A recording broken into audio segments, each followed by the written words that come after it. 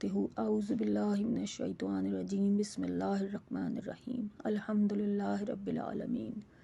ہماری خود پسندی کی 5ویں فصل ہے عجب کا سرچشمہ حب نفس ہے۔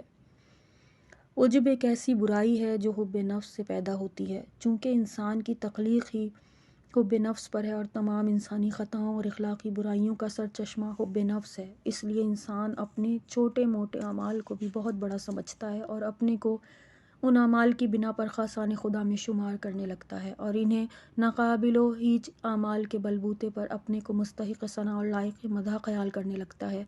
حد یہ ہے کہ کبھی اس کے برے اعمال بھی اس کی نظر میں اچھے معلوم ہونے لگتے ہیں۔ اگر اس نے دوسرے کو دیکھا کہ اس کے اعمال سے کہیں بہتر ہیں اور اچھے ہیں تو ان کو کوئی اہمیت نہیں دیتا، بلکہ لوگوں کے اچھے اعمال کی توجیہ بھی ایسے کرتا ہے کہ گویا وہ برے اعمال ہیں اور اپنے برے اعمال کو اس طرح پیش کرتا ہے جیسے وہ بہت اچھے اعمال ہوں۔ مخلوق خدا کے بارے میں ہمیشہ بدبین ہوتا ہے لیکن اپنے بارے میں بہت خوشبین ہوتا ہے۔ اپنے اسی حب نفس کی بنا پر ایک معمولی سی عمل کو جس میں ہزاروں کثافتیں بھری ہوئی ہیں اور خدا سے دور کرنے والے عناصر ہوتے ہیں، رحمت الہی کا طلبگار اور مستحق سمجھتا ہے۔ اس لیے مناسب ہے کہ یہاں پر ہم تھوڑا سا نیک اعمال کے بارے میں بھی غور و فکر کریں اور جو عبادتی افعال ہم سے سرزد ہوتے ہیں ان کو عقل کی کسوٹی پر جانچ کر بنظر انصاف دیکھیں کہ آیا ان اعمال کی وجہ سے ہم مستحق مدح و ثنا اور مستحق ثواب و رحمت ہیں یا ملامت عقاب و غضب و عذاب کے مستحق ہیں۔ اور اگر خدا ہمارے انہی اعمال کی بنا پر جو ہماری نظر میں اچھے ہیں اور ہم کو آتش قہر و غضب میں جلائے تو یہ صحیح ہے اور مطابق عدل ہے۔ اس لیے میں آپ ہی سے ایک سوال کر کے آپ ہی کو حکم بناتا ہوں اور غور و فکر کے بعد آپ سے مبنی بر انصاف فیصلے کا خواہش مند ہوں۔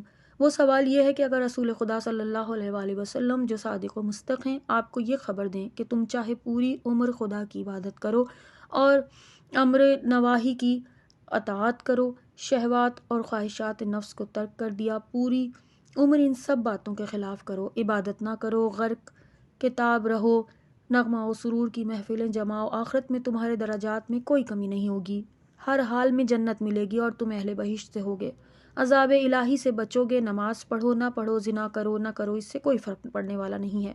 البتہ خدا کی مرضی یہ ہے کہ تم عبادت کرو، اس کی مدح و ثنا کرو، اپنی شہوتوں اور اپنی میل نفسانی کو چھوڑ دو، مگر ایسا کرنے پر نہ کوئی اجر ملے گا نہ ثواب ملے گا۔ تو ایسی صورت میں ہم آپ اہل معصیت میں ہوتے یا اہل عبادت ہیں۔ البتہ آپ خدا کی مرضی ہے کہ خدا کے لیے شہوتوں کو ترک کر دیتے، نفسانی لذتوں کو اپنے اوپر حرام کر دیتے یا نہیں۔ آپ مستحبات جمعہ و جماعت کی طرف رغبت کرتے یا شہوتوں اور لعب میں ہی پڑے رہتے؟ ریاکاری اور ظاہر سازی کے بغیر ایک منصفانہ نظر میں آپ کا کیا جواب ہوگا؟ آپ کچھ کہیں یا نہ کہیں، مگر میں اپنی طرف سے اور اپنے جیسے دیگر افراد کی طرف سے آپ کو بتاتا ہوں کہ اس صورت میں ہم اہل معصیت ہوتے اور اطاعتوں کو ترک کرتے، خواہش نفس کی پیروی کرتے۔ بس اس سے نتیجہ یہ نکلا کہ ہمارا تمام کام نفسانی لذتوں اور پیٹ بھرنے اور جنسی خواہش کو پورا کرنے سے متعلق ہے۔ ہم شکم پرست بھی ہیں اور شہوت پرست بھی ہیں۔